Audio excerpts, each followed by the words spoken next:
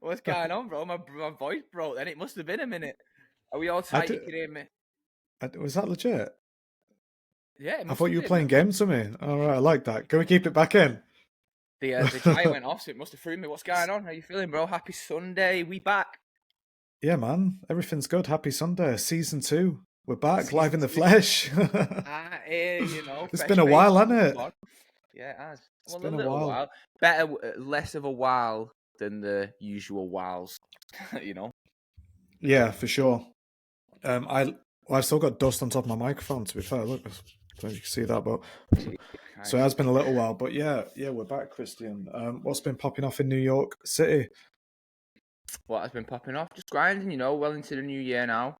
Just found a new jiu-jitsu gym that I've got into again, which is great. And yeah, just signed another lease for another year in my apartment. Nice. We're rolling, bro. I've nearly been here a year. Imagine that. Well, I have. Sorry, what am I You talking about? have. You have. Like 13 month, 14 month now, which is pretty insane. I love it more and more every day, I guess. Yeah, it's good, man. How are you? How's Manchester? I seen that you went to that event the other day. Yeah, by what was it? Common Interest by Yes, that's the one. Craft. Yeah. Craft, which is a recruitment agency. Yeah, man, it was so cool just to being outside of London now. Yeah, big up Tommy and And that. I've spoke to Tommy a few times and all them people there throughout the years. So yeah, it's popping off. It's popping off. There's Craft doing stuff. There's another group, Process. There was like an Adobe event the other week. So yeah, it feels nice, man. It feels like there's a community and people coming back together. And obviously Harriet was talking, who we both know well, who we've had on the podcast before. It was really cool. I don't know if I'm giving anything away or whatnot, but it was the first time my mum and dad went to the show. oh yeah, And nice. she made it all about her mum and dad, and it was 12 confessions to her mum and dad. So That's sick. yeah, it was really cool, man. And then there was obviously Max as well from Ragged Edge, Yes, nice. Yeah, which was nice. wicked as well. Just sort of looking at, I guess he talks a lot about brands becoming bland, and I guess like how to do stuff which is disruptive. Yeah. I'd And love to get there's a him guy on. on as well. I'll try and plug him, bro. Pulling it. You know what he's saying, bro? Do you know what? I did. He's parred me off, but I'll win him back. He'll come back around. Don't you worry. Don't you worry. Talk about that off He'll air. be back. Before we get into things today, Michael, I think we need to give everyone a call to action. Yeah. Like, share, and subscribe. All that good stuff. We're trying to put this out there even more now. So yeah, tell a friend to tell a friend. Tell your mum. Innit? Yeah, absolutely. I think we're really trying to push the YouTube channel and obviously the Spotify channel. So whichever you prefer listening on, please drop us a subscribe and like, comment, and just as Kristen said, share. Yeah, Share we want to know how it's being received, and some feedback now for where we're at. We've got a good few episodes out now. We've got a full season out there now. Yeah, and we'd just like to start interacting a little bit more. So if you are listening, please do hit us up. Whether it be LinkedIn, whether it be Instagram, whether it be on the YouTube comments, The thing is as well, I bump into so many people that are like, oh yeah, the podcast is sick. And I'm like, well, drop me a comment and then we can go and get a coffee and stuff after or a beer or whatever you're into. Do you know what I mean? And I think it's just such a good way to network and connect. And, at the event the other day, as I was talking to you about Craft, they've started doing a podcast, that lady Daisy. And I bumped into her. I don't know if she's living or she's just working in Ancoats around the corner. Nice. So again, making these threads and I'm going to meet up with her, probably in the very near future. And it's just good and it just builds community and that's what all this is about. She was saying to me, what are you doing it for? I was like, we just fucking love this shit. There's literally I don't know what else to say other than that. It's to get inspired, man. Again, the whole reason for doing it was the way I see it is we get to ask the questions. We've been to so many of these talks over the years and stuff like that, and it's we're in the driver's seat now, asking what's what. And we're back for season 2 with a new thing that we're recording on. Michael, what in it? Yeah, we went from that stupid duck that was in the corner that we couldn't get rid of, but yeah, now we're on Riverside. I'm seeing, I'm trying to get used to all of this. I can see that it's saying uploading in the top right hand corner. That's what I a little bit. Yeah, it keeps catching me a little bit. I'm just I'm just praying that all goes smooth. I've had a little bit of a hiccup before, but yeah, should all be sweet, and we should be crystal clear now as well. 1080p. We Come are. on. Look, you can see the shimmer. That's why I shaved my beard, bro, so you look a bit younger. And we've got a collab coming with Palace, coming very soon. Oh yeah. Merch and that coming soon. Yeah, but we're on brand. We're doing it. Today we've got a sick one. We have an ex-footballer turned artist to sum it up in a sentence, bro. In a couple of words, Craig Black. Super excited for this one. I was been doing research on him this week and stuff like that. I'm not going to say who we met. I'll say who we met when we speak to him in a minute. But yeah, he's been about doing it. Love it, all of it, everything. I'm really interested in his journey. Yeah, me too. And on that, I can see he's in the lobby. So, and it's asking me, should I let him in? Question mark. So, what do you reckon? Let's do it, bro. Let's do this. Let's go. Let's go. Hello, team. Yes, Craig. How are you, my man? How are we doing, Craig? I'm good, lads. Good. How are you both? Yeah, good. Really quickly, Michael, Craig, Michael. Off the bat. Yeah. Lovely to meet you, Craig. Nice. I love your setting, Craig. Oh, mate, this is where it all happens. The magic. Oh, I love it. Mine. I need some art on the walls, me and that in here, to feel a bit more immersed. Likewise. You know what I mean? We look those, Michael. Jesus Christ. You know? Blank canvas you've got there. That's where you need to put some paint on. We go. We need some acrylic pen. Honestly, I still get it. Literally, I just put the foot. You can just about see it there. That's the first print I've put up in this apartment. I've been here like 12 months now, 30 months. And I've got commitment issues with it. Do you know what I'm saying? Like, yeah, it's really without every place that I stayed in my life has always felt really temporary. So I struggle to kind of really blast my. You know what I'm saying? I don't. You know what? That's so funny you say that because I stayed in a flat all my life, or an apartment or whatever, and me and Ali moved into this flat. What was it? 6 years ago. We only thought we'd stay for like 2 or 3, but stay there for 6. Yeah. Save our money. And I've always had that temporary thing. So I never had any artwork up in the flat, never. And then I bought a new house, and then my whole mindset's totally changed. I'm like, I'm fucking painting this. I'm painting that. Sorry for swearing, by the way. Yeah, my mind, and that's what's kind of led to doing a homeware range. But we can talk about. Oh yeah, mate. Sick. Well, straight up. Well, look, thank you so much for doing this, Craig. Again, we're so excited for this. You probably heard me running my mouth in on the intro a bit. We originally met at the Vault 49 event, right? Mm-hmm. So I don't even know if I told you this, Michael, but I bounced in. Craig's doing his thing. Everything's happening. And because there's a connection to England, I was like, yes, what's going on? You know what I mean? Scottish energy. That's what's going on. So we met there, innit? And we've kind of kept in touch since then. So thank you very much. Listen, I appreciate you coming along as well. That meant a lot to me because get over there, like, New York's like crazy and amazing and so much. But when you have that British connection, it's that it just makes you feel comfortable. Do you know what I mean? Like, I don't know how I felt for you, but when I was in that room and I heard all these accents from back home, I was just like, yes. Yeah, it is nice because you're all in it together and you've got the similar struggle, you know what I mean? And especially if you're out here living out here, like it is a struggle, and you know what I mean? That's another podcast in itself. But yeah, man, welcome. So straight up, Craig, we always take it back to the beginning, and I'd love to know where it all started. Do you know what I mean? So you're a working class boy from Greenock, right? I'm saying that correctly, pronouncing that right, isn't it? Yeah, it's just an accent. Yeah, you got it. Greenock. And you're out here, bro. You're really doing it. So what were your early passions, Craig? Like, how did all this start? Well, listen, growing up, football was life, right? That's all I ever was, really. Day and night playing football. Huge influence from my older brother with the football thing. So, but what happened was you'd play a day during the day, whatever, and then you come home with tea time, have your dinner, you come in, then it's too late to go back out. So what I would used to do was get my paper pens out and used to draw football boots, football badges, and the type on the back of shirts and make my own kits and like being creative that way. And I always played a part of my life in a younger age.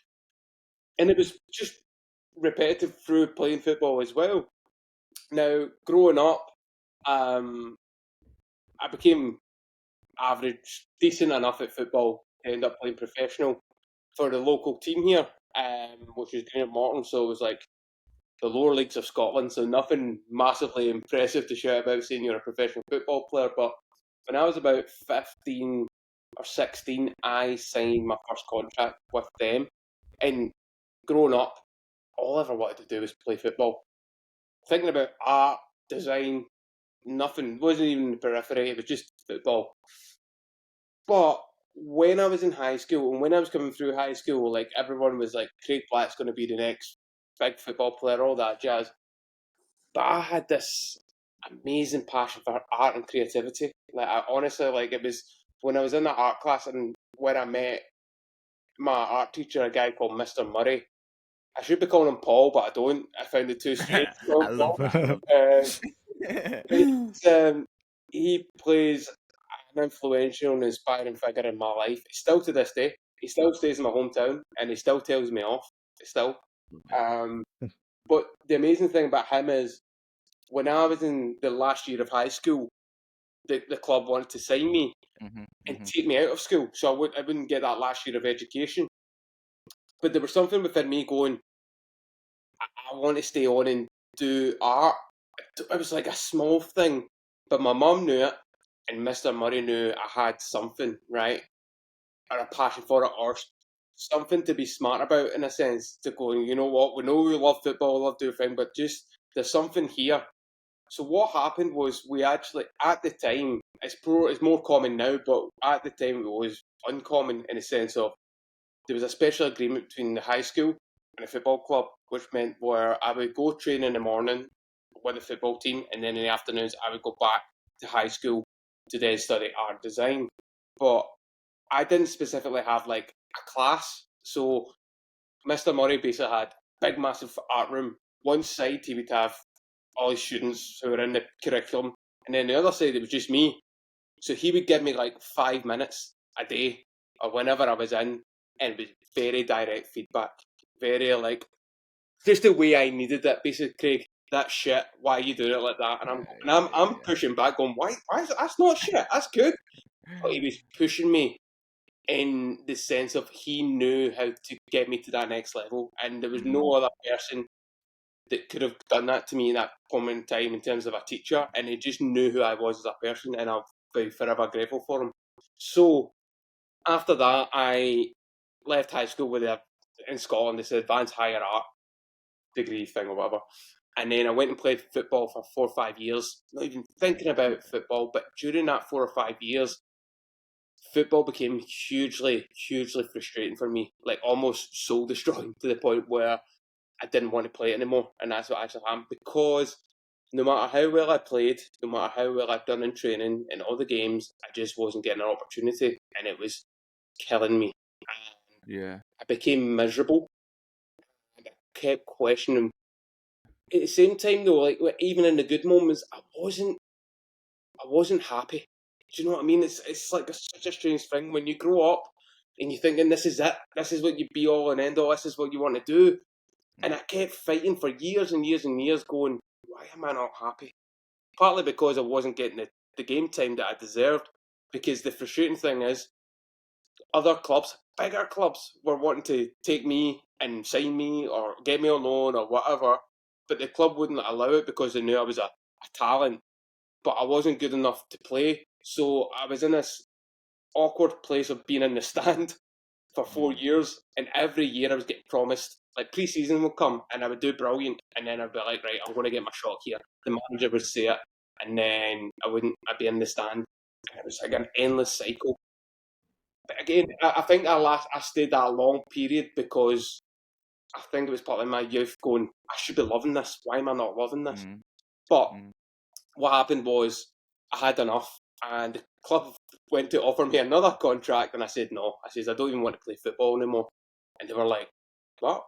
Like usually it's I'm leaving to go to another club. I'm like, no, I'm done. And I was 21, right? Very, very young in terms of playing football and stuff like that. Yeah. Had no idea what I wanted to do. So the first place I went to after that meeting was the pub. which is a good place to go. And I walk into a pub, and the first person I see is Mr. Murray. No way. Right. I knew you was gonna say that then, Craig, as I well. never Do you know seen what I him. mean? That's mad. Oh, you could probably go back to when I last was in school, like say about 5 Insane. years. And then I walk into a pub, and he asked me what's happening, and I've just offloaded everything. Yeah. These wise words to me. He's like, Craig, you were shit at football anyway. Why don't you go study art and design? More specifically, graphic design. And I'm like, my reply was, what the fuck is graphic design? I've got no idea. I was like, what's that? Chatting away, and he's like, I can get you into I get an interview with a college in Glasgow. My friend's a tutor there, kind of thing. And I was just, I think it was like just past interview dates or whatever. And I was like, I've not even got a portfolio. I've got no work. The last thing I ever done with a pencil or paint or whatever was back in your class. He's like, come to my house tomorrow. I've got something to show you. Next day comes, I've got a horrendous hangover.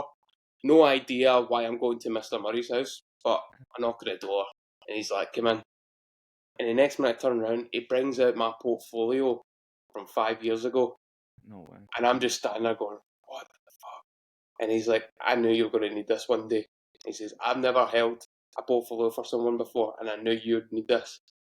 So I've just burst into tears and all sorts. Like, it was the most inspiring, and even now thinking about it, it changed my life. Yeah. That moment was a moment of, I'm going through something here and just all those feelings of going back in that art class, as much as she was in my ear moaning at me, I loved it. I absolutely loved it. And I went and I had an interview like the next day in college, and after like 2 pieces of work, the tutor seen it and went, you're in. And I'm like, brilliant. Still at this point, I didn't really know what graphic design was.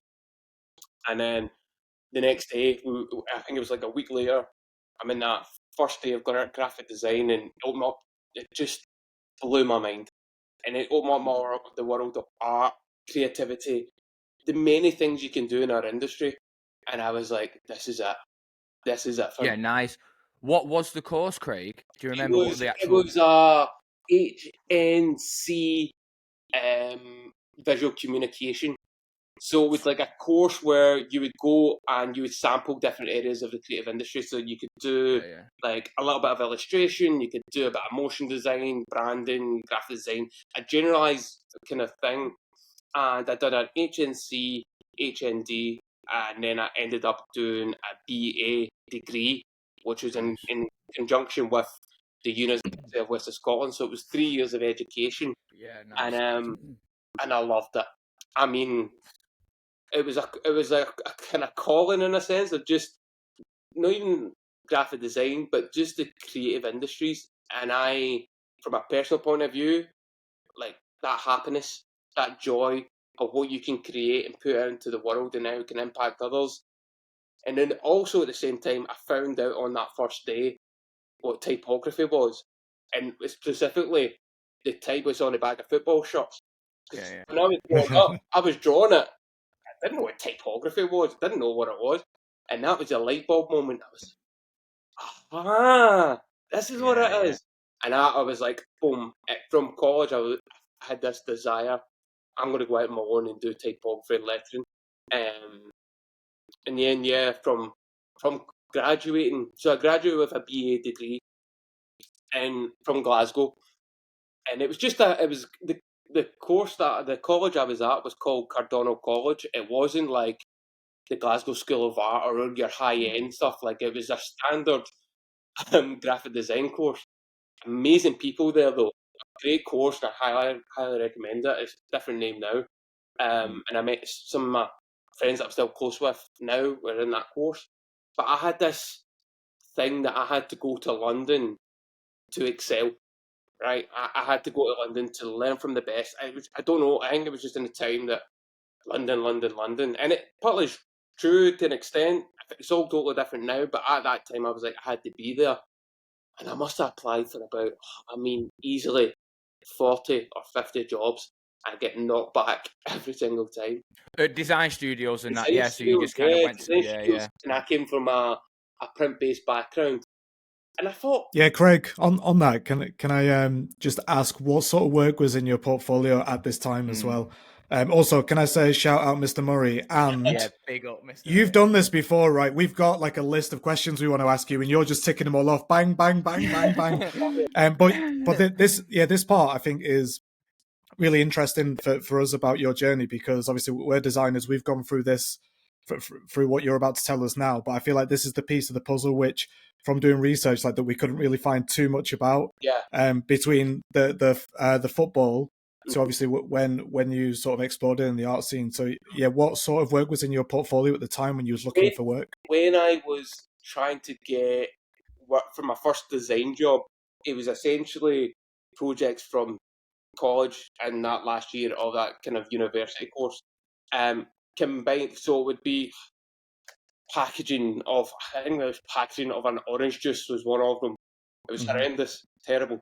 But there was, in that last year of the uni course, actually, I did this branding and packaging project for like a fictitious beer, and I made a beer crate, like literally wood, nailed it, all that stuff. Spent a fortune doing it, and then I did a few self-initiated work, which was like kind of branding projects for, I think one was like an architect stuff, but it wasn't great. I'm not going to lie, and that's probably why a lot of the agencies didn't do it. But my work was decent. You know what I'm saying? I'm probably being a bit down on myself, like, because I won a few awards and stuff when I was in college, but compared to where I'm at and where I was, night and day. And I think it's important to share that, because there's assumption that when I was in college, when you look up to people who are in the industry already or at the top of their game, you think they come out the gate running like fucking the dog's bollocks. They're the best, right? We all do it, but I realised that's all bullshit, and it's not. Everybody needs to start from somewhere, and I think when I quickly realised that myself, that I was able to grow as a creative. Do you know what I mean? Like, let that go rather than the pressure of going, I need to be like this person or that person. I was like, I can only be the best I can be at that possible time. And then, but when you're doing that, you consistently get better and better and better.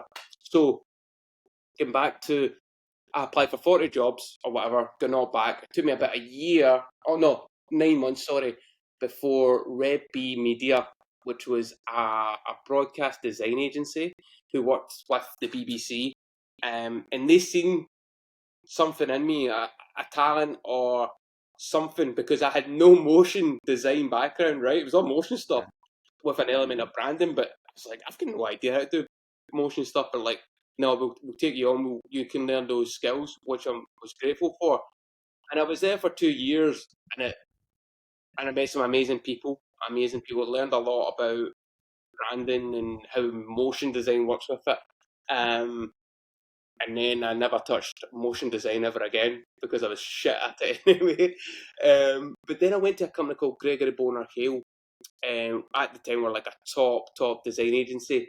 And I'll be honest, I got that job by creating a portfolio, a custom-made portfolio, and just went to them like, this is my work.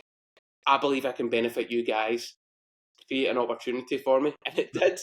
And I was like, whoa, it worked. It worked. And I always kind of say that to graduates or designers, whoever if you want to work in a specific studio, don't wait till there's a job application or a job opening. Like, be proactive and send it.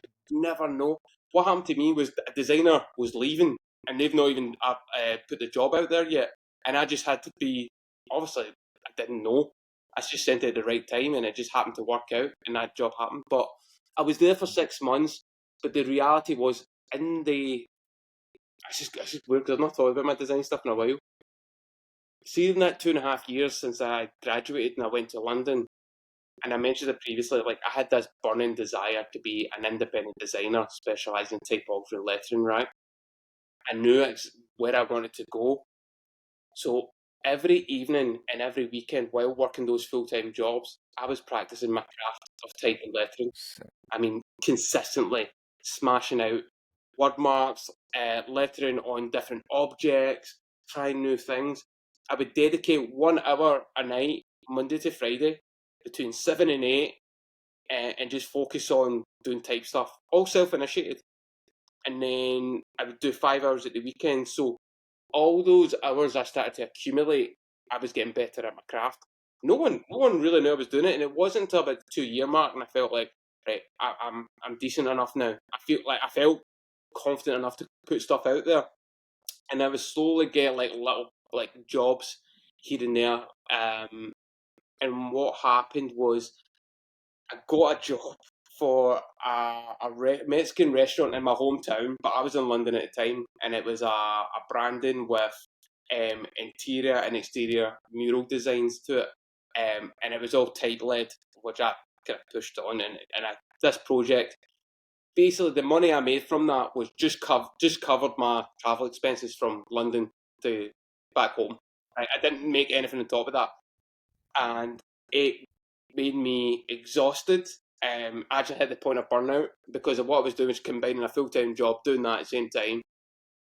But in that time of exhaustion and burnout, it made me realise what I wanted to do, which was going out on my own and doing my own thing. Because that's where I was happy. And I always get back to happiness is the key to life. When I was like, football, I was miserable, and everybody thought, why are you not pursuing that more? And I'm like, but I'm miserable. Mm-hmm. I'm happy here, and I'll be successful when I'm happy, if that makes sense. And that's always just carried on throughout my whole life. So after that project at a Mexican restaurant, I decided to go out on my own as an independent designer in typography and lettering with no business knowledge, no knowledge at all of the industry. But by hook or crook, I made it through, and I mean, by the skin of my teeth, I was really trying to make this work. And I think the difference between me and a lot of other people was my determination and persistence and willingness to learn as well. Like, I wasn't shy and reach. As much as I didn't know stuff, I'd go to Dave over here and go, Dave, how did you do that? How did you get that, connect those dots and learn from people? And the thing is, 99% of people are willing to help you. And that's true. If you come with being genuine and being nice about it, like, most people will help you. So that was the kind of slow building blocks for me. And then quickly after that, I wasn't happy being in London. Again, happiness. My wife, my girlfriend at the time, who's now my wife, she was up here, moved down to London. We both didn't enjoy it. All our friends and family were back home. I was struggling work-wise, struggling to get my studio off the ground. Were you getting bookings though? No, not enough. No. Not enough to like. I mean, I would just get paid rent. Yeah. And I would have like 20 quid for a month. Yeah, London's hard as well, and it's like, London's, And you know what I'm saying? And it's brutal, man. It's brutal. And as I came home, but I came home, got food in my belly, got a roof over my head, family and friends helped. But they were like, if anybody can do this, Craig, it's you. And that was the spark I needed. And I was back on it, and it gave me that push. And then for the next 5 or 6 years, I worked from my hometown. Well, I'm in Greenock now. The town I live in for me is called Gourock, where I actually stay. For 5 or 6 years, I ended up working with some of the biggest brands in the world, doing word marks and lettering stuff and type stuff, because I was persistent, because I was willing to work, I consistently pushing out my craft, getting myself out there, talking to people, which ultimately led to me doing my dream typographic project, which was creating the typeface for Rangers Football Club, which was... It's insane, isn't it, how the dots are connected for you? Like, the more you tell it, do you know, I love it. Nice, Michael. So sick. Christian, just to tell you a bit more about that, I'm a massive believer in manifestation and visualization. Now, my mum's a big part of that as well, and I've been doing it since a young lad without knowing what it is, right? A bit like doing type when I was younger, not knowing what it is, all those kind of things. And essentially, like, this manifestation was visualizing stuff that you want to do and where you want to be, and having that, how does that make me feel? Like, sort of like dreaming it. And I used to dream about doing the typeface for Rangers and how it would make me feel and the impact that would make me do.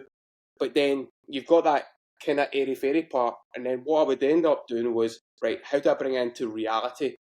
Who's the guys who make that connection to making those dots happen?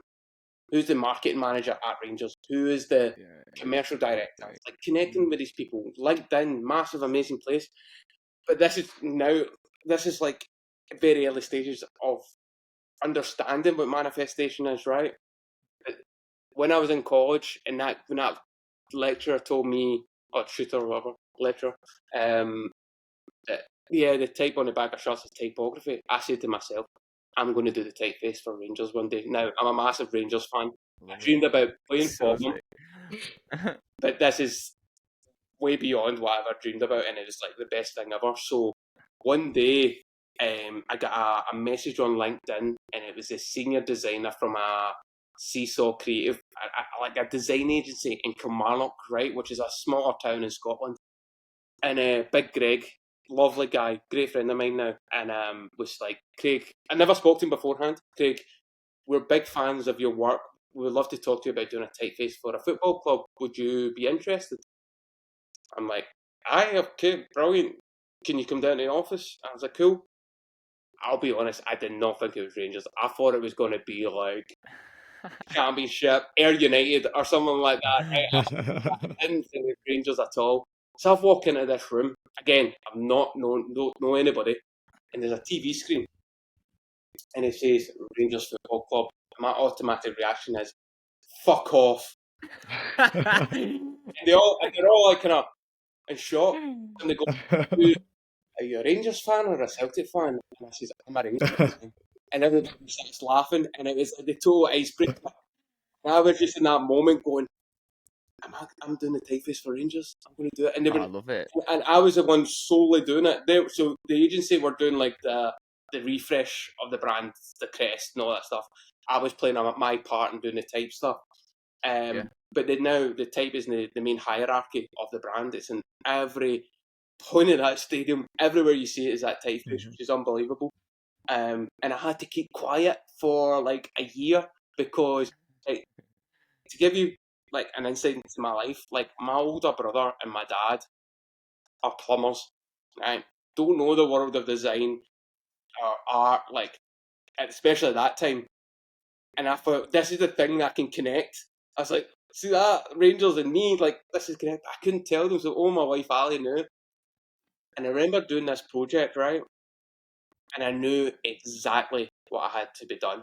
I was so intrinsic with the brand because growing up, going to the games, being a part of it, I knew the magnitude of this brand, right? And to some other football fans, they can feel it related to their club, but this is my club. And I had this responsibility of creating the typeface, which should be in the crest and all across stuff. And I was like, shit, there's a huge weight in my shoulders, which I probably put more on because I was a fan, because of I knew my brother and my dad, my friends, all my family and stuff. So every curve on that typeface, every point is dedicated to the heritage, the architecture, the modern element of that club. I was basically the brief was taking cues from the heritage, and the history of the club, but bringing it into a modern era. And I knew exactly what I had to do. And I only presented one concept. And I remember going into Ibrox to present, which was already a like moment for me. I was going in, the agency were presenting like the full branding part, and they're like, Craig's going to talk about type. And I kid you not, it was the most passionate and most enthusiastic presentation I've ever done in my life. I was actually on the verge of crying because it meant thinking about it now, because it meant so much to me. And it was honestly like, and I said to them, this is the typeface. There is no other concept. This is it. And then the agency took over. And then, bear in mind, there's legends. There's like legends in this like meeting as well, right? And I'm doing this passionate, enthusiastic talking about typography. And at the end of the meeting, the top dog, the head of marketing, the commercial director, stood up and says, "Listen, before we go any further, Craig, that was one of the best presentations we've ever had, and I'm going to sign that typeface off right here, right now. It embodies everything to do with this club, the history, everything bringing a modern era. There's nothing I want to change about it. And I'm sitting there, I'm in shock. I'm sitting, because the funny thing is, it's like a big long table. The agency's on the other side. I'm just sitting on a chair on my own, and my head's going, is this happening? And then I suddenly just go, yes. And then everybody starts laughing, and I'm like, oh no, and my face goes all red, and everybody comes out, and that was the first presentation. Like, there was, you know what it's like, you present like fucking 5 times or whatever to a brand. Yeah. It was at one time, and that was it, and I was just like, oh my god. And then I got and sat in my car, and I looked up at the stadium, and I just burst into tears. I think that was a moment, the realization of everything that's just happened, because I think it was like 6 months of intense. No, it was 3 months, 3 or 4 months of intense working. Like, I put my heart and soul into this, and then when that moment they set off, it was just, I couldn't believe it, and I'm like, it's just going to change everything, and which it did, because it wasn't until about a year later it got released, because pandemic happened. So I was like, oh fuck. So, but then when it did release, huge, I mean, overwhelmingly positive reception to it. And I'm sure you get to know, like, some football brands or rebrands have been ridiculed by fans and all that stuff. And I know how brutal it can be. So there was that element of me going, fuck, I need to be prepared here to battle down, kind of thing. But honestly, it was brilliant. And Rangers were so amazing about it that they were like, all the content, like, they were pushing me out. They were actually highlighting me as well. I was on Ranger TV and all that stuff. Oh yeah, And, nice. but seeing it all released, right? My dad, my brother, all loved it. I mean, family. There was such a huge sense of pride, kind of thing. And even to this day, because I watch games and I see it everywhere. My brother's a season ticket holder, and he'll be like, to the supporter beside him, going, "See that type on that boarding? My wee brother did that." And he's like, "What are you talking about?" But there's that sense of pride. Now, so if you can imagine getting back to when I was in college and I dreamed about doing that typeface, I always say to myself, when I do that typeface, I'm going to evolve, I'm going to pivot, and that'll be the end of type, right? This is all internal. Never say it. I say that out loud to myself. I never said it to a person. But I hold myself accountable. So when that project released, I ended up getting offers from Premier League teams to do their typeface in La Liga. I was getting all sorts of offers coming in, but I had zero interest in typography anymore. I was done. I was literally done. It's like you've lived like 3 separate lives, Craig, work-wise. Do you know what I mean? And it's a brilliant point, Christian. It really is, because I think for me, it's about pivoting and evolving as human beings. Your taste buds change, the way you want to do things, and I think where people, I started off in design and now I'm a visual artist. Like, it's all part of our journey of who we are as people, and I think people are so caught up in going, I need to be the single one thing and that's it.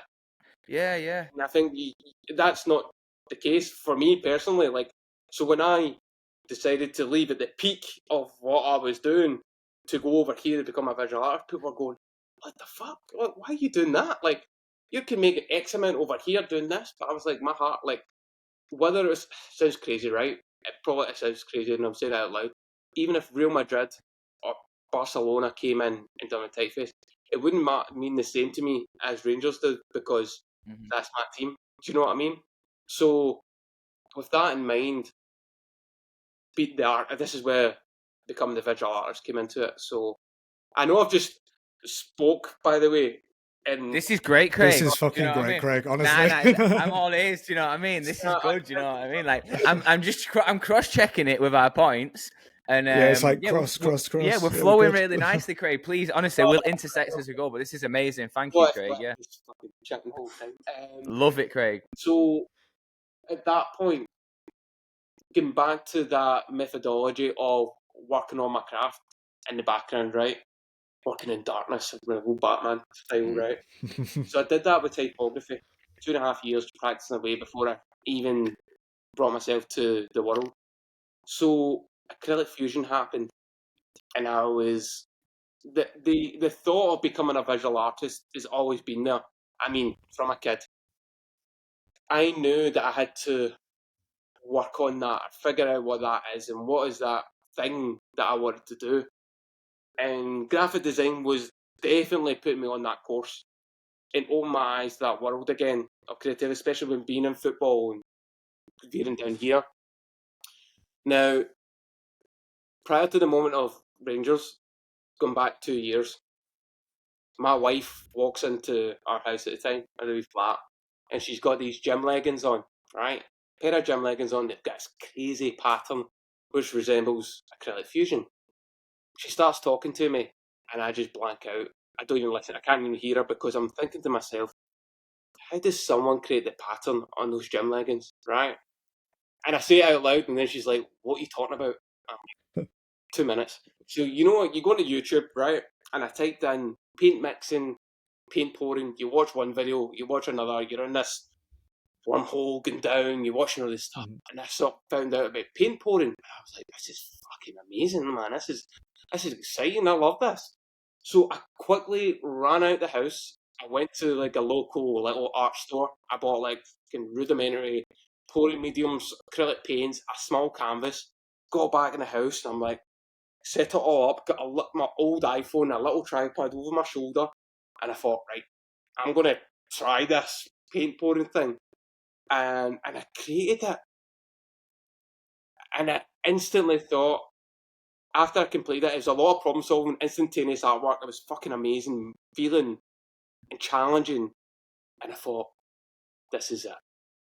This is the thing I want to do as an artist. This is the thing that's going to change my life. And it sounds crazy, right? Because I'm like sitting on a little square canvas, pouring all these paints, and my wife just coming in a pair of gym leggings on, and I've went and said, this is the changing moment of my life.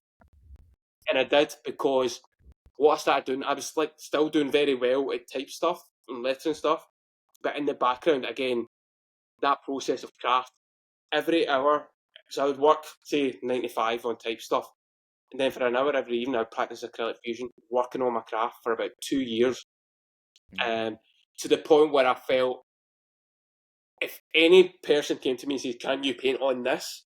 I felt confident enough that I could do it, right? That's where my mind was going. If I become an artist and someone says, can you paint on a body sphere, for instance, I'd be like, yes, I can, right? Reality is I probably couldn't, but the mindset takes you places where you can go further and push yourself. So 2 years in the background, working away Acrylic Fusion, no one in the world knew I was doing this, other than Ali, my wife, because I was building up to this moment. Because back then I was a bit like, can I be an artist? Can I do this? And when you say about an artist, it's very hobby-esque. You know what I mean? Like, it's a hobbyist thing. And I was like, nah, fuck that. I'm going to make a career out of this. This is going to be a business. I'm going to fucking thrive, and I'm going to change my life and my family's life because of it. So it's a weird moment, because football finished. My daughter was born. So we had a 2-bedroom flat, and this second bedroom was my studio. So she took over that to become her bedroom. So I had to find a new space to work. And this was like, do I go find an office to do type, or do I find a studio to go paint, right? And I was like, oh, fuck. And this is also at that time, I spoke to 2 or 3 business coaches with this dilemma. And every single one of them says, straddle the two. Like, you're doing really well, you're brilliant over here, and do this. But my mind, and the way that I think, and the way that I go out and attack life is, I need to be all in over here and not be distracted by over here, because no matter what, I'm going to get pulled back here and here and here. If I'm going to do this, I'm going to go all in. And that was my mindset. So I was kind of like, I met a friend of mine who, where I'm currently is, my studio's inside a large workspace which is full of amazing people, amazing craftsmen and artists and stuff. And he just bought this place, and he's like, I've got a studio, do you want to come see it? And I came in, and it had there's a big window here, right? And at the time, the shutter was down, and he rolled up the shutters, and I've got this beautiful scenic view of the River Clyde and the hills. And even today, I'm looking at it going, wow, it's unbelievable. Yeah, And I nice. thought, this is it. this is when I'm going to become an artist, right?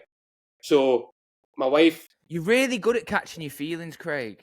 Oh, thank you. You know what I mean? And like, you know what I'm saying? And the feeling of the moment and like driving that, your gut, like following your sense of gut. Is that, would you say it like that yourself? 100% right. And I think life experiences made me more acute to that now as well, in understanding that. And then when you feel that, I fucking go all in. I go on, and even if I go on and it doesn't hit the marks that I thought or expected, at least I tried. Do you know what I mean? Yeah. How many times have you thought of an idea and never executed it, and you thought, what if I did do that?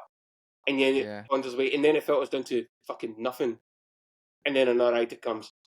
I've got this thing that's up on my wall, and it says execution is worship. And that's more for me, because if you can execute, whether it's an idea or bravery or risk or go for it, at least you know you've done all you possibly can to bring it to reality. And that's how I've always lived my life. And I think that's the difference between me and a lot of other people, is they don't take that enough risk. And I'm not saying my life's totally different to your guys' lives and the risks that you take or whatever. But when I became an artist, right, this is getting a bit personal now, because I came in here in a studio and it was blank.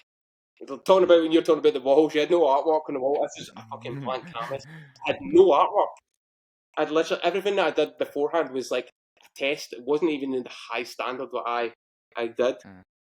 Now, Ali just had, we saved a bit of money for maternity leave, right? And I basically gave her that money, took that aside.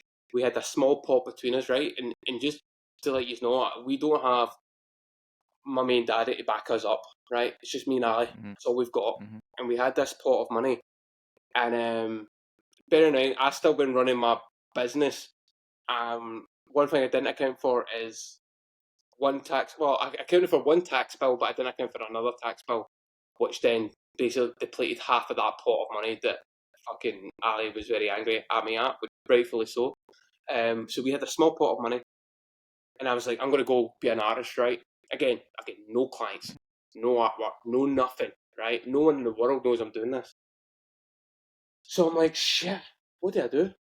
And then I started to think about what's worked for me in the past, and it's self-initiated work, right? And this is very important to the listeners. Self-initiated work has led to probably almost all of the commercial work that's come in the door for me. So everything that I do self-initiated is very strategic. If I want to work in a specific field, i.e. football, I'm going to do a self-initiated project around that. So that was the model that I did from typography and lettering. It got me through all that, and it led to all these big brands. So I thought, well, if I do that with art, surely it could work the same. At the same time, Scotland just qualified for Euro 2020, which was the first time we've qualified for a tournament in 22 years. So it was a lot of heartache for all those years, but there's a lot of joy in that moment. So I thought I would love to celebrate that, as a football Scotsman, and celebrate that. And I just, one of those, in the shower moments kind of thing. And I was like, how would Acrylic Fusion be on a football, but in the brand colours of Scotland? And I was like, I'm going to try that. And rather than overthinking it, I just fucking ran out of the house, went to B&Q and got my paints, and came back in, and I was like, got a football, and I was like, let's try this. And I did this paint pour on the football and the Scotland colours, and I was like, fuck, I'm onto something here. This is amazing. This is brilliant. I'm saying it myself. So I phoned Ali, and she's pushing Olivia, her daughter, in the pram. I was like, come in the studio right now, come here. Pushing down the rain, and she's walking up to the studio. She comes in, and I didn't say to her prior. I was like, what I've done. I was like, what do you think? She's like, her mouth's dropped, and she's like, this is incredible, Craig. This is honestly that's probably the best thing I've ever seen you do. And I was like, really? And I was like, okay, that's all I need. See you later on. Right. She literally went back home, and then that was in January. So the tournament kicked off in June. I can't, because of COVID years, I think it was 2022, the actual tournament played. I think it was delayed. So I had 6 months until the tournament kicked off. So I thought, right, what I'm going to do, rather than just release that Scotland ball with nice photographs, I'm going to create a whole campaign. I'm going to create a series of footballs of countries participating in the tournament. France, Spain, all that stuff, England. But what I'm going to do is pull the curtain back, and I'm going to show how they were created. I'm going to show the process. Because when I was creating these things in the house, I was like, this is amazing. Just watching you do this is amazing. And I was loving it. But again, no one else in the world has seen this. So for that 4 or 5 months, I spent a huge amount of money. And honestly, see that small pot of money that we talked about? So it got to the point where I went to Ali and I says, listen, the vision that I have for this project and where I want it to be, I need to use all of our money, all the money in our pot. It's quite emotional because we literally went to the wire on this, right? I mean, literally went to the wire. And I said to her, sorry, it's crazy, I know, right? If you tell me don't do it, don't risk all of our money for this, then I'll happily step aside. But she turned around to me and she says, if anybody can do this, Craig, it's you. I believe in you, go do it. And I was like, it's that fire, man. Like, welling up again, I'm a very passionate man. I was like, I'm fucking doing this, right? And I was in the February time, and I went right to the wire, and I've created all this amazing content. So I've created content for 6 weeks for the full length of the tournament. So, for instance, very, very strategic social media posting. So it'd be like when England are playing, I drop the England ball. And then I was still kind of hung up in type a little bit. So it'd be like Scotland v England, have the 2 balls beside each other. And the whole reason for this was to show how my art can make an impact on brands, specifically like a football tournament. Like, look how this could be for your ITVs, your BBCs, or whoever it would be to do it. Now, the week before the tournament kicked off, I was going to release it. And again, no one even knows I'm a visual artist yet. Still type guy. And I created this compilation video with a videographer who swore to secrecy, don't tell anybody about this. And at that point, me and Ali had, in our joint account was £53 in our joint account to pay bills. We literally didn't know where we were going to go next after that. And there's that moment, honestly, it sounds mental, right? But not at any point did I ever doubt myself. I knew this was going to work. I knew this was going to change my life. I just knew it, right? It's like a deep belief. You keep saying it out to the world. I kept saying it out loud. This is going to work. This has to work. This will work, kind of thing. And I launched that video, right? And everything changed. That compilation video changed my life in the sense of brand collaborations came in very, very quickly. Now, to backtrack a little bit, 3 months into making that project, I had a contact at UEFA. So I thought, I'm going to pitch to Scotland, and I did a Netherlands ball at that time. Pitched the concept of going, right, we could do this as a marketing campaign for the Euros coming up. Are you interested? Now, bearing in mind, they've probably done this about the marketing campaigns 2 years ago, all that stuff, but I just chanced my arm. And the guy got back to me, very nice, and says, listen, this is brilliant, but we've got no money at all. There's no way we can push this forward. I was like, fuck. But I thought, you know what? I believe in this so much. I'm going to do this as self-initiated. Like I said, went to the wire. So after that compilation video, 3 days later, UEFA get in touch and say, listen, this is too good to ignore. Can you fly to London tomorrow to do a TV promo for the quarter-final game between Italy and Belgium? And I was like, fucking hell yeah, I can.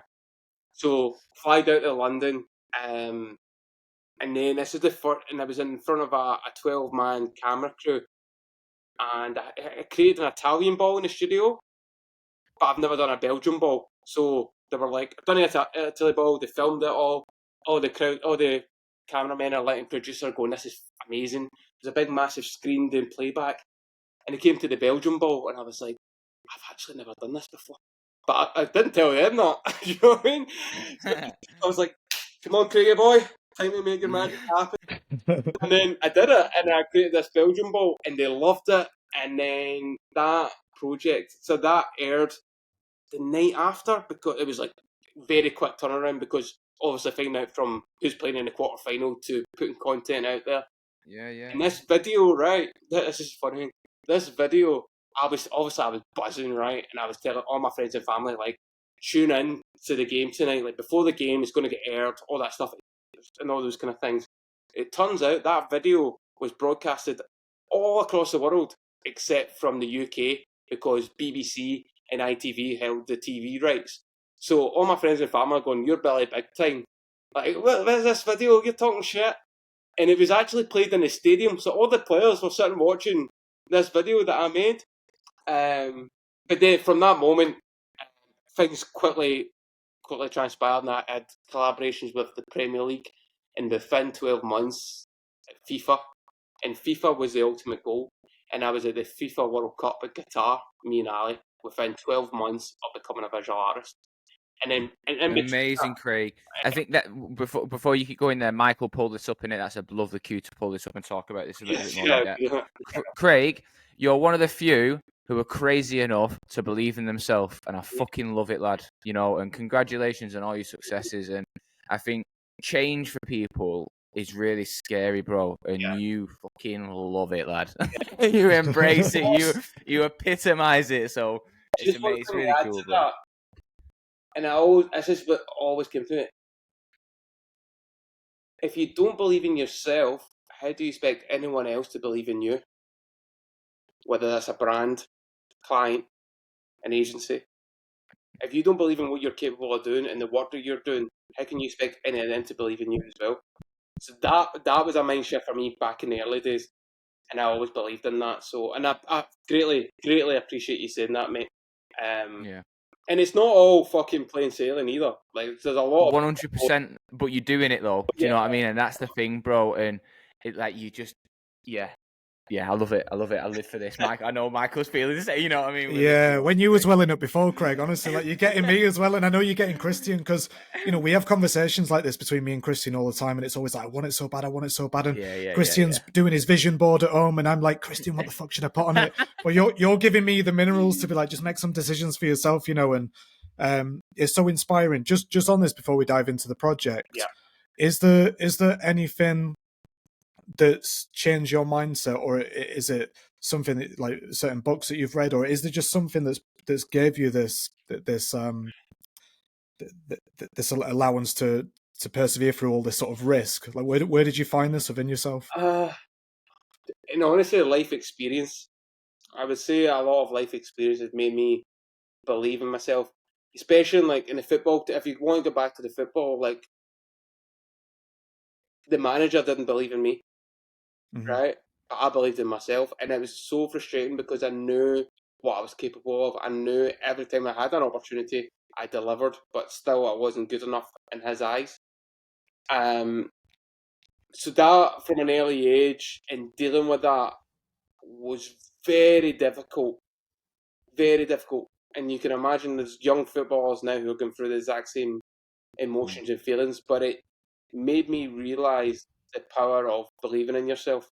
Because to this day, like, I never look back and go, I wish I gave it more, or I did this.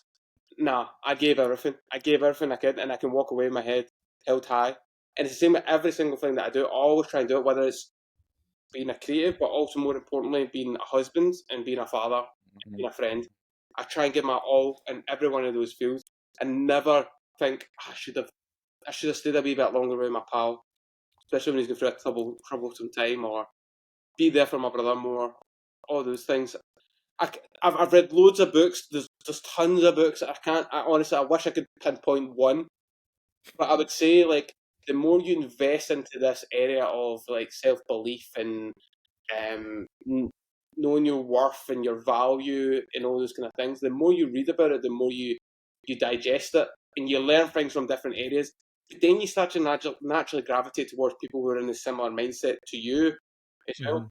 I'll be honest, at first when I was younger, I used to think, am I on my own here? Like, am I, like, crazy? Think like this? And then I've started to realise I'm not. And yeah, it's just, I would say, life experience. And but this is the thing, though, Christian and Michael, you've got different stories and you've got different ways of experiences as well, like good and the bad. It's how you use that going forward. I think that's the most important thing. Yeah, that's wicked, Craig. Diving into the work. So something else which is really interesting is I'm really close to football as well. So when I was 14, I started doing some kick-ups in my back garden, and I met with the world champion at football freestyle at the time was from my city in Preston. Hey. So I turned up to this thing. I went every week, and at this time, Craig, I'd like no self-respect for myself. I was like really overweight. I wasn't very happy with myself, and I started juggling this ball. And then a few weeks later, just everybody wanted to break my legs because I got really good at it.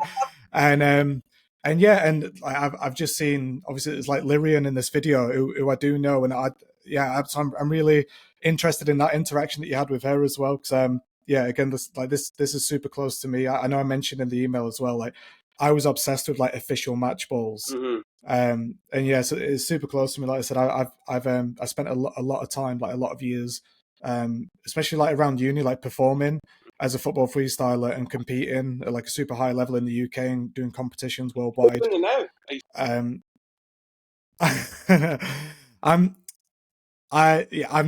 not trained for a while, but is this fit? It's like this anchor point, which is something that I wanted to ask you as well. Is like, how do you just dial into one thing? Because I've got so many things that I'm interested in. I could live 10 different lives. I could be like a freestyler, a designer, a photographer, an ultramarathon runner, a jiu-jitsu champion, whatever it is. I could just go and be I could be everything. How do you dial in to like that? Like, this is it, that is it. Discipline. I'm very disciplined in what I do, and that probably goes back to being a footballer, being disciplined in my approach to doing, taking the training on, how I live my life, and focus. That discipline leads into focus as well. Like I know exactly what you're talking about, Michael, and I want to do a million things, but I think, especially this day and age where so much things are getting thrown at you, and you can go over here, do this, do this, do this. I think discipline in allowing yourself that time to experiment and learn. Like I mentioned before with typography, I practiced for 2 hours, 2 years in the background with Acrylic Fusion, 2 years in the background. That's discipline. That's work. It's allowing myself to work on my craft.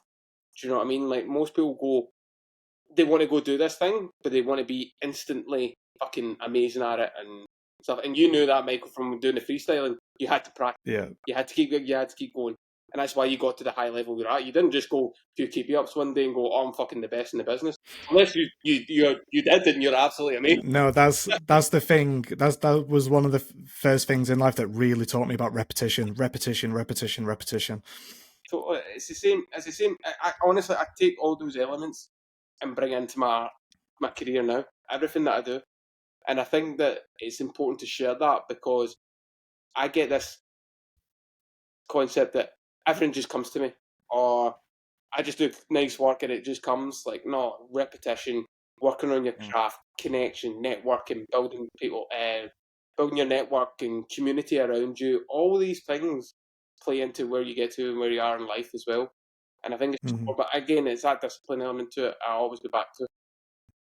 So speaking of discipline, I could talk to you about productivity and life advice for a long time, but let's jump into some work. I'll be disciplined with this podcast and get it back on track. So yeah, please talk to us about this FIFA project. Lads, dream project. It's hard to put into words because see that first in the self-initiated project, as much as that was catered for the Euros, my underlying goal was to get myself to the World Cup, right? Because it's a bit like the Rangers thing. That's the top, right? FIFA's the top and the World Cup. But I was gunning for 2026 because it was only within a year, Qatar was happening. So I didn't think it was going to happen, but it did. So I kept putting out football artwork out there. And then I connected. I connected the dots a bit like that manifestation. I connected with people at FIFA and said, "Look what I can do! Look what I can do!" kind of thing. And then there's this guy, in particular Mark, who's now a good friend of ours, me and Ali's.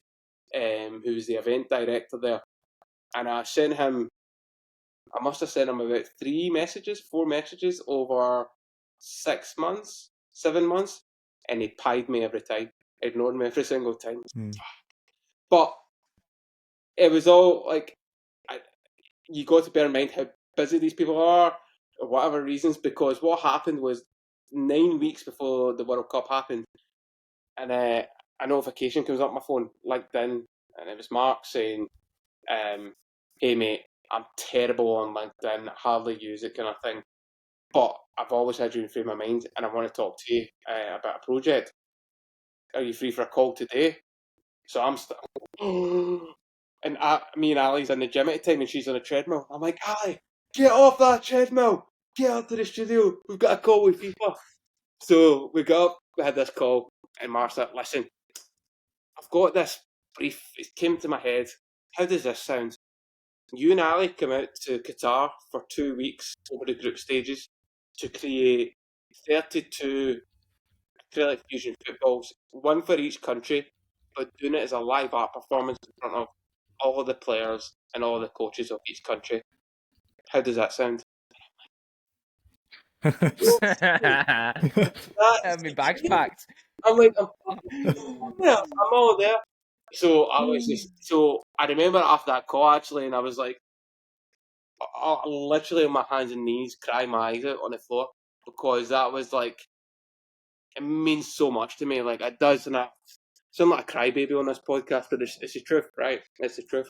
So that 9 weeks of preparing for this event was fucking challenging as well, because getting equipment to the Qatar at the time was very challenging. Figuring out the paints, getting the resin molded balls, all those kind of things. It was torture. But we got there, and we got there for 2 weeks, and it was unbelievable. Got to meet all the current players, most of them anyway. Didn't get to meet Messi. I was gutted about that. But it was the most amazing. It was brilliant meeting the current players, right? It was awesome. But for me, growing up, it was the legends of the game, right? You're going to your Materazzis, Del Piero, like all these kind of back in the 90s, early 2000s, right? So the last 3 or 4 days, I was in this like 5-star hotel, right? It's fucking bonkers, right? So they've got this main lobby, and then it was a side lobby thing, and that was where I was painting, and that's where everybody congregates to get their tickets and where they meet and all that stuff, right? And this is where all the legends are. And I walk, and come back over here, there's this little, almost like, it wasn't a cupboard, right? But it was like, we were calling it a dungeon, right? Me and Ali, it was a pure dungeon place. And that's where I was mixing the paints, and all my paint equipment was there. So I'm walking through this fucking lobby, right? And I'm walking past, and every time I'm like, it's Clarence Seedorf. Right? All right, but Yeah. right, walking through. Ali's got no idea who these guys are, right? I'll come back through, and I was like, there's Cliver. There's Cliver as well. It's fucking Cliver. One past, and I just like knew it was like a new legend every single time. I'm just going, what the fuck? So, but then I was obviously painting in front of these players, right? But the thing is, we weren't allowed to take any photographs because it was their personal space and all that stuff. I totally get it, right? In a world, everybody was trying to get their attention and stuff, and I was like, totally get it. But the coolest thing, right? I done the Brazil ball in front of a 2-man audience, and that 2-man audience was Cafu and Roberto Carlos. Oh, lad, sick. When I grew up, right? When I grew up, I was a fullback, right? Like a right back, and I remember the local Telegraph, the local paper here, called me the Scottish Cafu, right? I was one of the headlines. So when I was painting a ball in front of Cafu, I was just going, no way, man, this is bonkers. So that's amazing, Craig. And the two of them are just standing there going, this is Craig, this is amazing. And I'm like, mate, you're amazing. You're brilliant. and I was like, yeah, Ali, look. I was like, so Ali at this point, she didn't know who they were because they just walked in. It wasn't like an announcement or anything. And I'm like, fucking hell, man. And but I was Carlos, right? Carlos is tiny, but he's calves his calves are like as big as my Yeah. and I'm like, yeah, check his calves out, man. They're amazing. He's like, why are you asking me to look at another guy's calves? And I'm like, well, it's Roberto Carlos. I'll let you touch him if you want. But honestly, like, so that was amazing, right? And then, but I got to meet some amazing people out there as well. The production crew of FIFA were unbelievable. Casper Beer, like, what a guy he is. But I got to meet Larry Santos and John Paul Balls, if you know him on Instagram. He makes his own footballs. He's a wonderful guy, wonderful creator.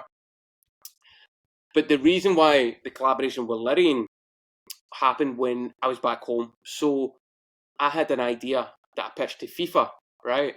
Just thought, fuck it, why not just share this idea and see what happens? And the idea was, let's go to the Qatari desert. I'll paint a football live, and then we'll have a freestyler covered, and she'll be dressed in white. And then when she starts doing the tricks, she becomes a canvas, right? And all the paint goes on her and stuff like that. And we've got this beautiful setting. FIFA absolutely loved this, right? And thought, we'll do it. So I was like, really? Right, we're doing this? I'm brilliant. And then, so I've done all the footballs at this point, and this was like the last couple of days there. And we drove out to the Qatari desert, man. It took like 2-3 hours, man. Like, middle of nowhere to this beautiful location.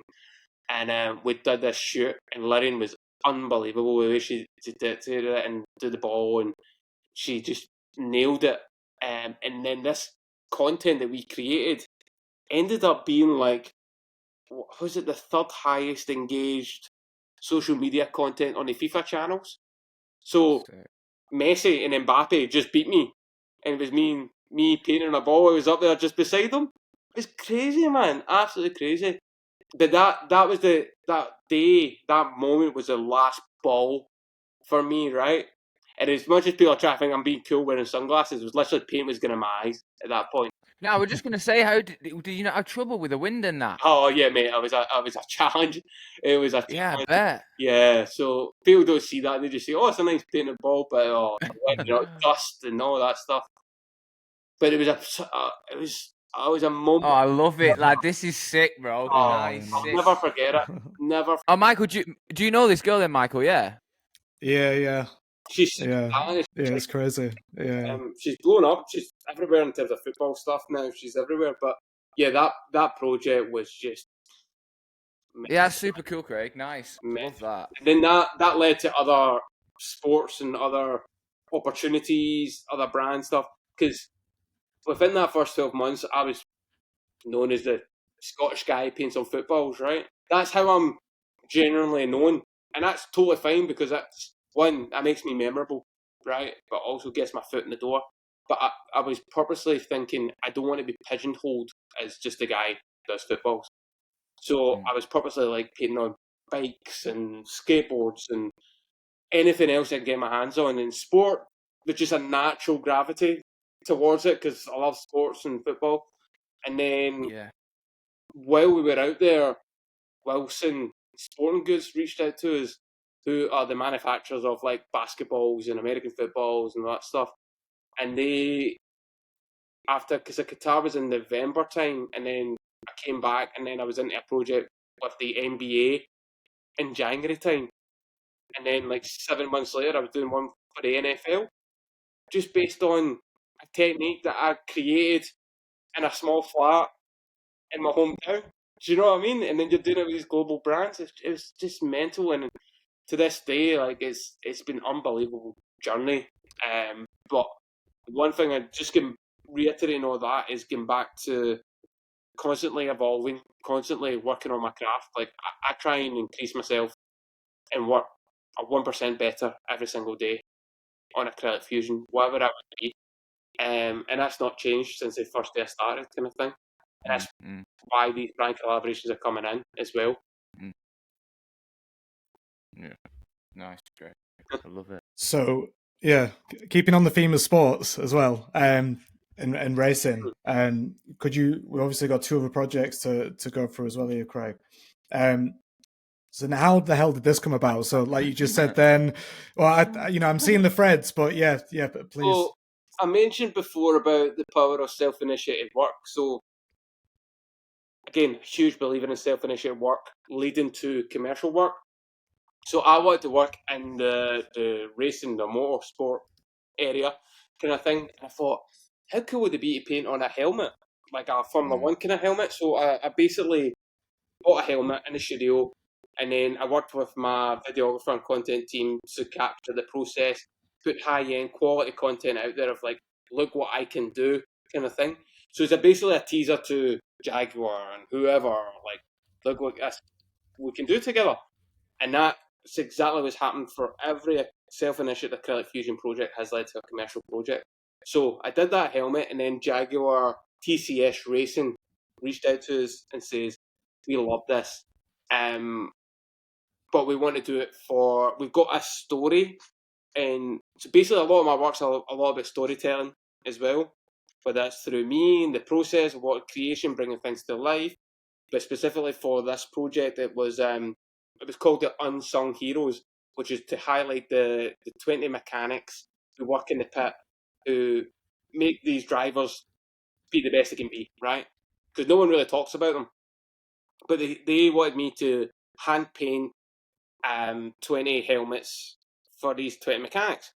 But one thing, when we started talking about this, like, as you can imagine, the world of professional motorsport, I don't know if you know this, but even the slightest heavy weight or gram or whatever plays a part in one timings and speeds, and also like you get fined very heavily, I heard. So I came up with the idea of like, why don't we, rather than me painting the helmets, why don't I create an artwork texture, which is an original artwork, and then do a high-res photograph of that so it becomes a JPEG, and then wrap that around the helmet.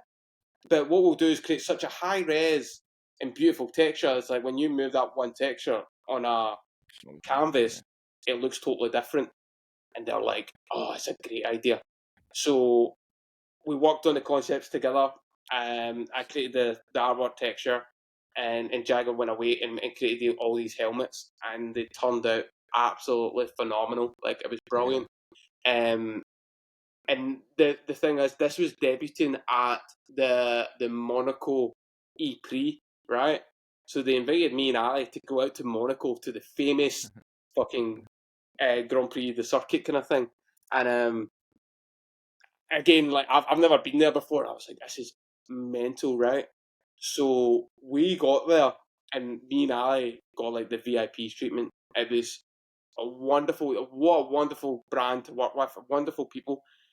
But we were like in behind the garage, seeing how it all works. They were sitting explaining to me the ins and outs of this sport and what they do and all this kind of things. But at the same time, I'm sitting looking at the mechanics, and they're all loving the helmets because it was all personalised as well. You can see their names on the side of the helmets. Everyone was unique and bespoke to them, but played part of the story.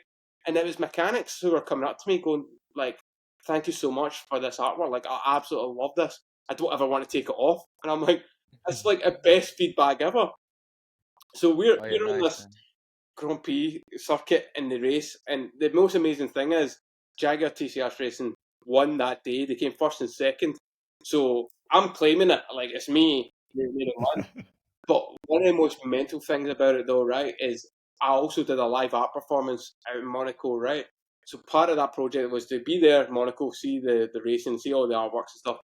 But they invited me and Ali onto a super yacht so I could paint a helmet live on a boat, a super yacht kind of thing. And I was like, yes, I'll do that. So me and Ali were on a super yacht, and it was a high, like, VVIP guests and stuff like that. And I created this helmet using the colours you can see here on this super yacht, while Ali's sipping a cocktail, watching the race happening at the same time. And it was just like a hugely grateful moment, and just soaking it all in and embracing it, because you never know if this moment will come again. But coming from where I'm from and stuff like that, I was like, fuck. But what a brilliant project. And again, this project has opened up countless other opportunities for us as well. But I love it. I love it how problem solving, rather than going, oh, I can't paint that helmet, it's going to go. I thought, right, what other ways can I do this? And this is where the versatility of my skill set and also my design background came into it as well. Like, a lot of artists can just work in one medium and one canvas, and that's it. And that's totally fine. But for me, I personally love the challenge of, okay, if that's the issue and that's the problem and that's what the client needs help with, what can I do to help that? How can I enhance that? And it's just like back when you're designing and doing branding, there's always a problem that you need to help and finish. That's the whole point you get hired. So it's the same kind of principles there, and it massively influenced this. And it's every single project that we do, there's that element to it. So to be able, and the thing is, I was talking like, yeah, we can wrap the helmet. Came off the call going, shit, I need to figure out how to wrap a helmet. I You know love what I mean? that though, Craig. That's the thing. You figure it out, or you ask someone, and you ask someone else, and you ask someone else, and it gets back to when I mentioned this call before, when I started my business, and I wasn't afraid of asking for help. Like, I'm like, I don't know why I keep saying Dave, Big Dave. Like, how would you wrap this helmet? And then they'd be like, oh, I'll use this sort of material, and I would go back to Jagger going, have you thought about using this? And they're like, oh, right, we'll try that. So it's just these elements of combining all these previous experiences into what I'm doing now as well, which is pretty amazing. Craig, was the live performances, so that came through, it came through the footballs originally, didn't it, by getting sort of shoehorned into like, oh yeah, just stand here and do them. And that's obviously become a thing. And like, how do you feel, how does that make you feel, like from the first time doing it to now? Because obviously, you know, you see the things on social media where you see the guy kick the bucket over and it's like got all the sand things that go dum dum dum dum, and he goes like that. Like, how does it make you feel having to stand in front of crowds of people and do the paint pouring? Oh, you know what? So remember I was telling you about that project with UEFA, and it was a 12-man camera crew. That was the first time I'd ever done it in front of an audience, and they were all like, "Fuck, this is amazing! This is unreal! I can't believe this is something you do live." And then someone said to me, "It's like you should do this more, like do it in front of people." And I was like a light bulb moment, going, "Maybe I can do this in front of people live." And then it was in front of 12 people, and then the next, and what we started to think about from a business point of view is, rather than just creating a nice product or artwork, here you go, which is nice. What we're doing as a business is going, right, we can create 4 other potential tangibles to that. So nice artwork, product, but you've got the marketing campaign, you've got the social media campaign, but also you can add in the live art performance, and then you get the part of me maybe doing a talk as well. So there's just so many different elements. You're bringing much more value to that brand of what you can bring to the table. And we kind of thought about it very early doors, and we realised that was hitting with every single brand collaboration that was happening. So even if someone wasn't thinking about it, I'd be like, oh, have you thought about, like, when you're doing this product launch, I would come into your store and I would paint this product live. They're like, they didn't say fucking brilliant. Yeah. It's brilliant. They were thinking it. They were thinking it. So with that, though, obviously I had to make sure that I'm the best I could possibly be. But the weird thing is, and I think it maybe goes back to when I was in football or whatever, but see, as soon as like I'm on the pitch or I'm in the zone, like as soon as I start painting, I'm in the zone. So I've been very fortunate now to paint live in front of, went from 12 people, now it's thousands of people watching me paint. And I'll be the exact same, whether it's in front of 12 or it's 1,000 or whatever. Just because when that moment comes, it's like game time. I'm so locked into what I'm doing. It's just me and the artwork, me and the product, whatever it is I'm painting. It's just me, and I'm doing my thing. And there's no nerves. It's weird. It's so weird. It's like a switch. And then I'm just locked in. And then I started to realise that what people were saying to me was like, see me being locked in and doing that thing, walking around, looking underneath the artwork, doing all stuff. That is part of the performance. I thought it was, I'll be honest, I just thought it was me just fucking painting. But it's a byproduct, and then you start to realise how powerful that can be. And Christian, you like, again, thank you so much for coming along when I was in New York. But even when I was doing that, I could feel people were like locked into me as much as they were locked into the artwork coming to life. Yeah. And it's such a powerful thing, because I think, personally, I think I nailed it really well in terms of timing wise, because we were all COVID locked up and we wanted interaction, not to be on screens anymore. Maybe that was me. I had enough. And I felt like when I was doing my art, it was such a it's such a personal thing. Do you know what I mean? And it's an engaging thing, and it's an emotional thing. But you get so much more live than you do video from a video. Do you know what I mean? And I felt like it's so much more powerful. And every single brand or live art performance I've ever done, the feedback I get is way beyond than like a video I put on LinkedIn or Instagram. That feedback is just so invaluable that that word spreads to the next person. Mm. And it goes back to, word of mouth. Remember that thing? How you get Oh yeah. recommended for stuff? That's how a lot of things happen. Going, oh, I seen this guy in New York and stuff like that. And Yeah. it just grows from there. But it's been, honestly, the live art performance thing is a big part of what we do now. And I personally love the challenge. And I know I'm side tangent here, but we're evolving that live art performance into more of an immersive experience. Like, I'm thinking bigger, right? I'm going to be bigger spheres. Can I be elevated on top of a sphere? Can we do it digitally? Can this be 40-foot cube room? Like, it's all digitally animated acrylic fusion, and I'm live painting at the same time. Can we have an orchestra? Can we have a jazz band playing at the same time? With me painting, can we have a rock band doing? Can we get a guy with bagpipes when I'm painting? Like, Yeah, the like boy. just Yeah. like Love that. there's just there's feel like there's that immersiveness in that Yeah. experience is such a powerful thing now, even more so. And I want to do it, and I fucking love it. And I also love the fact that I have no idea what the artwork's going to come be like. I can Yeah. visualize it and stuff, but I I can't. think that's amazing. It's such a visceral thing, right? And it feels like you're just dialing into the rest of the senses. You know, like Totally. if you can adapt it to sound, if you can adapt it to taste, maybe. Do you know what I mean? As well, and smells. It's a Yeah, full Mhm. sensory. having discussions with a chef, and it was like, Yeah, fucking hell. Yeah, of it was, course. Fucking hell. so Yeah. it's all about like if you bite a donut, right? So just a normal donut and use it's a jam inside. You Yeah. open it and Yeah. it's Yeah. acrylic fusion colours pouring out. Yeah. Oh, Yeah, yeah, as yeah. if it's jam. Yeah. And Yeah. taste it. Mm, Things like mm, that, and I'm like, yeah. sick.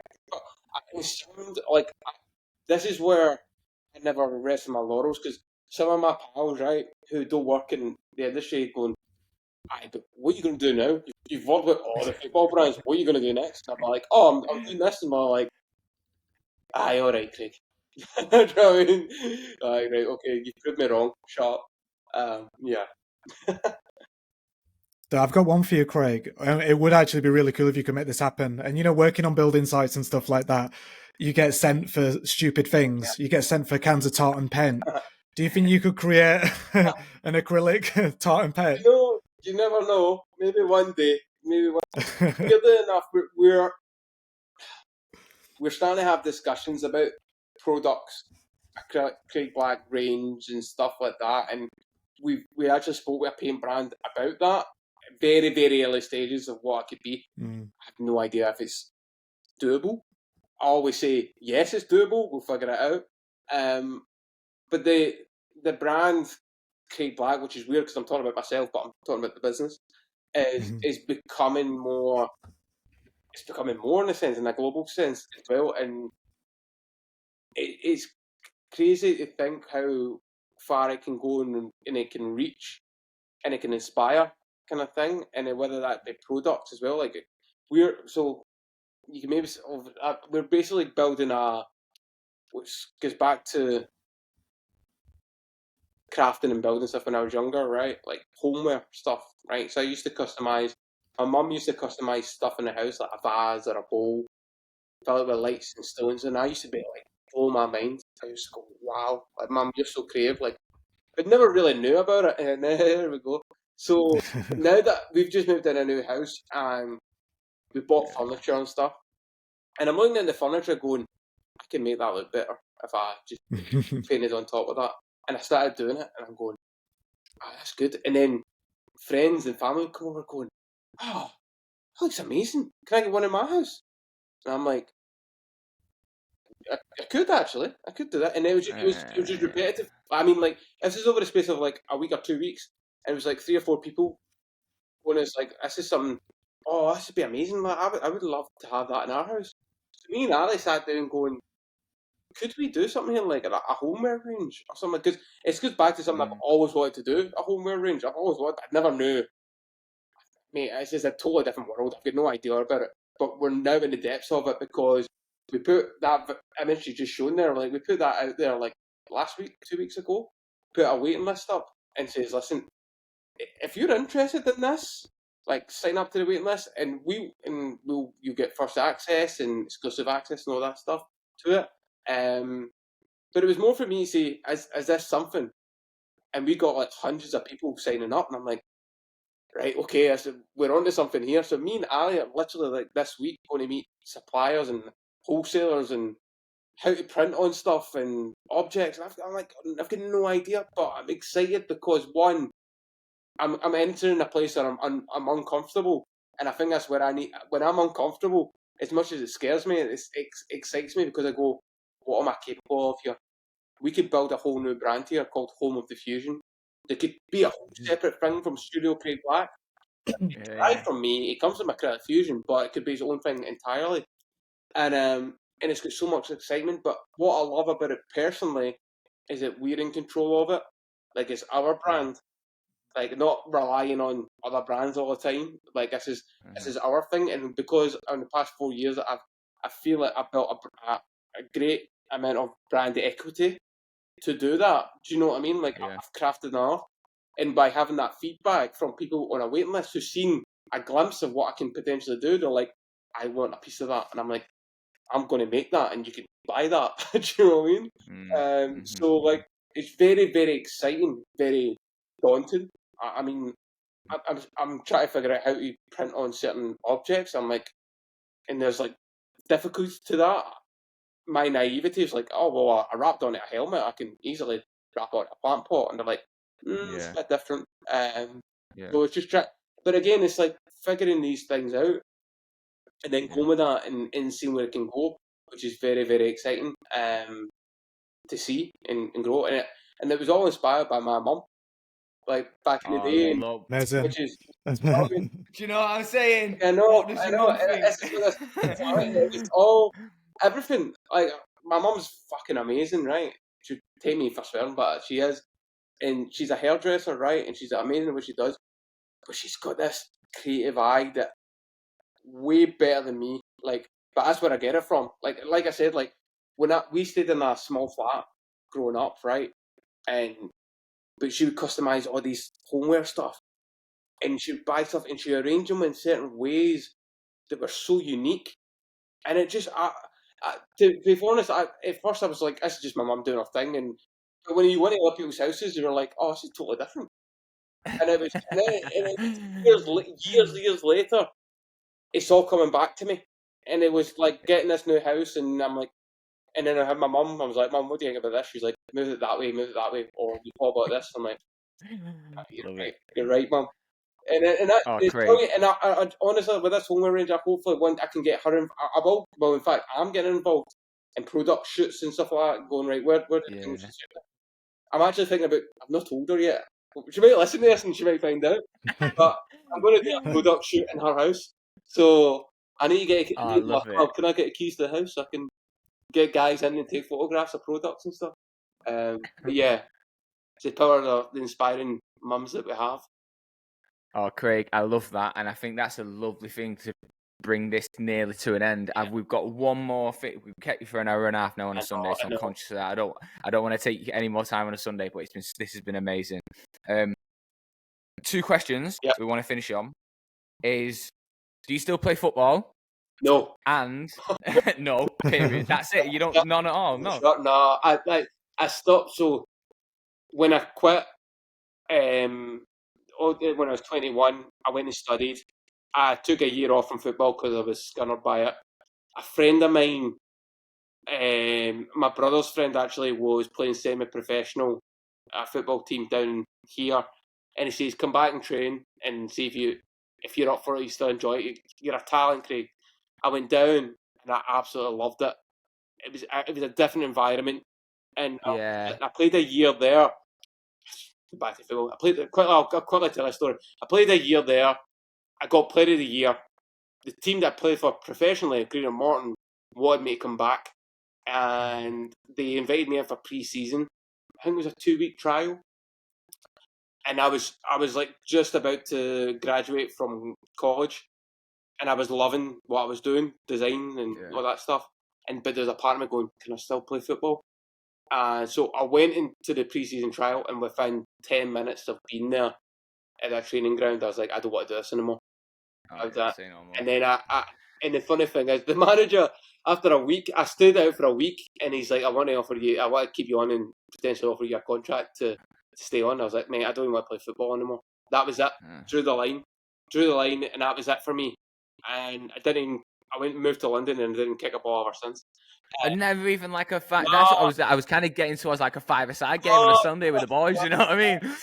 And I'll be honest, was to just fully focus and dive in on what am I doing. Yeah, I love it. Yeah, that was it. That was it. I just fully immersed myself in what I was doing, and that's and doing the footballs and going to the World Cup and going to the Champions League finals. Doing what I'm doing now is my way of playing the game.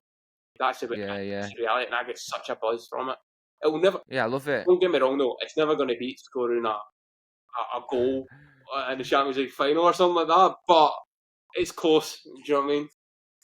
Yeah, and I think you're hitting different goals now in different ways, right? You know what I'm saying, you know. And the last one, I love this question. What would you tell yourself back then, Craig? Continue to believe in yourself. Because it all work out in the end. Especially at the times when it was really tough playing football and stuff. Believe in yourself. Don't doubt yourself. Yeah. Go for it. Anything that you do in life, go for it. And that's what I did do. I wouldn't go back and change anything or anything like that. I'd go, you know what, everything happens for a reason. But yeah, just continue to believe in yourself. It'll all work out. I think you really epitomise that, Craig. And again, what I mentioned before, I think you're one of the few who is crazy enough to believe in themselves and reach the benefit of doing so. Appreciate that. Yeah, sick. Appreciate amazing. That. Michael, any more? Absolutely love this, guys. And I know you probably had more questions and I just talked the whole time. Nah, you was ticking off. It was like you had it was like you had the sheet in front of you, so I was kind of just letting you run. I appreciate that. I hope the listeners enjoyed it as well. No, it's been incredible, Craig. Like, I'm so hyped to just I mean, I could keep talking for another 2 or 3 hours, but we don't want to take any more of your time. I'm sure Kristen would agree. It'd be good to get you back on again, in a year or two's time, because I'm sure that the story will be completely different again, and that's what's super exciting. Something I was talking about with a friend as well recently is this idea of being delusionally optimistic, and I think you're exactly that. And I think because of that, like, it's paying off, and it's amazing to see. Definitely. Listen, I love what you guys are doing as well, and it's a privilege to be on here. I really do. And like, I've been listening to the podcast before, and it's inspiring guys. So just and women who we brought on here, and it's just really nice to be part of it all. So thank you, really. Even on a Sunday, it's a privilege to be here. Honestly, I'm grateful. Thank you, Craig. Right, much appreciated, Craig. Cheers. Big love. Let's keep in touch. Shout me for a slice if you'd back over these ways. In New York, and we'll get that in. And I look forward to seeing what you do next. Brilliant. Cheers, guys. Appreciate it. Amazing, Craig. Thank you very much, my man. All my love. Enjoy the rest of your Sunday, lads. All right. Yeah, big love, nice mate. Nice one. Have a good one. See you later on. Bye bye.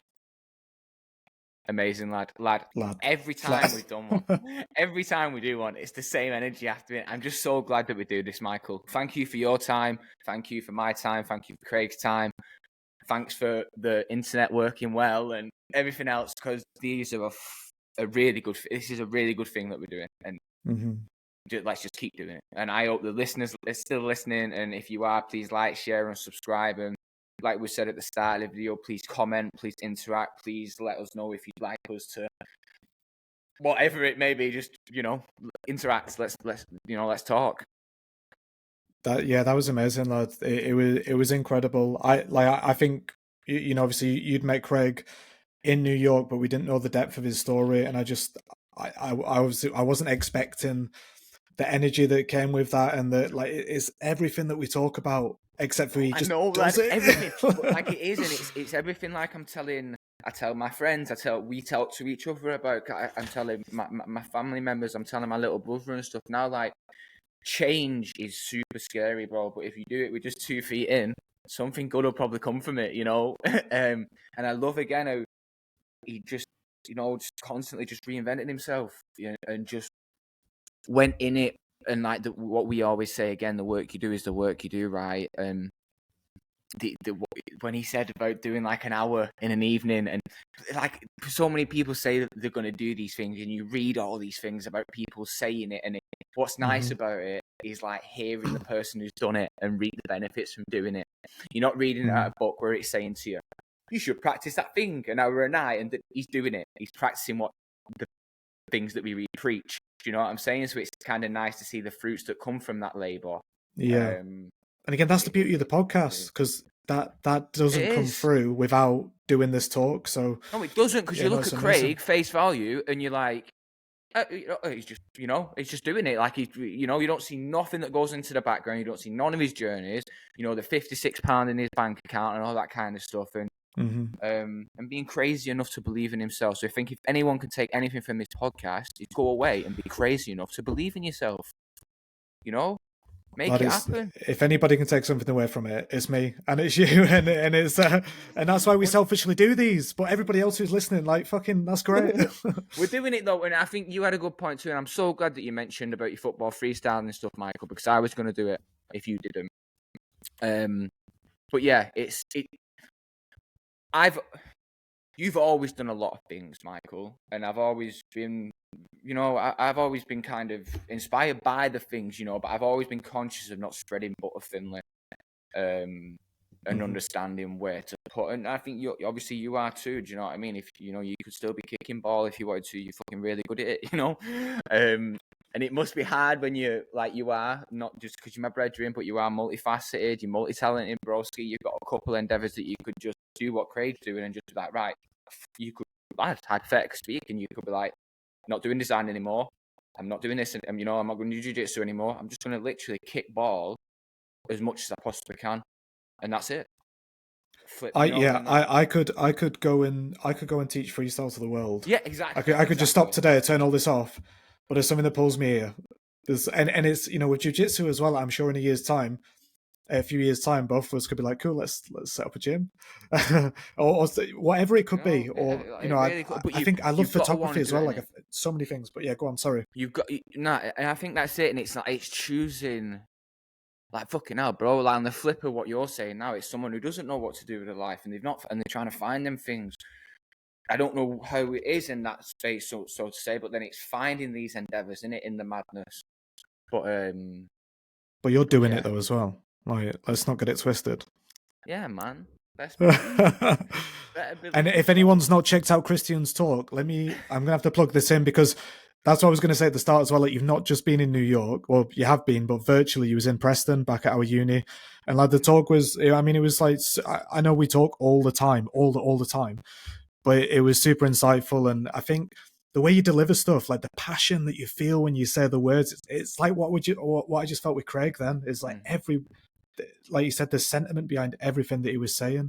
You can feel it, and it makes you feel aware. Like to see somebody like happy and passionate about something, like it's so infectious.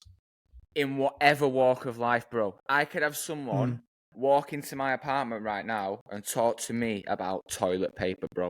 If they talk to me about this is the toilet paper of the future, and when you wipe your ass with this toilet paper, this is lad, you'd be infused by it. You'd be inspired. You'd be like, shit, what can I inject that energy into? Energy is infectious, and absolutely. Another thing I was reading like the other day as well, like even taking that energy and going into these rooms where you're doing something that you love, it kind of becomes performance art. On the back end of when I'm presenting in a meeting room with my peers, with a client, lad, it's an experience. You're not just seeing the work on the board, bro. You're seeing the work being presented by Christian Shepherd. Do you understand? And I am theatrical because I love this shit. Do you know what I mean? You can't fake that, bro. Like you can't fake that. I ain't got a ball and chain on my fucking finger now being sat at this desk on a Sunday doing this. We're doing this because we want to do this. We're doing this because we want to be inspired. We're doing this because we love this shit, bro. Really, and I know when you're doing that presentation as well, again, like Craig, you're so locked in, and then when you get off the ride, it really is a ride. It's like, have I just been on a roller coaster? I've had so many ups and downs in that, and it's so emotional to like go through all those bits and come out the other end. I could really feel that when we were talking to Craig. Sick, bro. Amazing. Right. Well, listen, thanks again for listening. Please like, share, and subscribe, comment, all that good stuff. Season 2, man. Let's keep going. Let's keep pushing, brother. Thank you for your time, Michael. Keep it moving. We're off to a good start. We are off to a good start. Look forward to the next one. Love you, bro. Peace. Yeah, man. Lots of love. See you in a bit.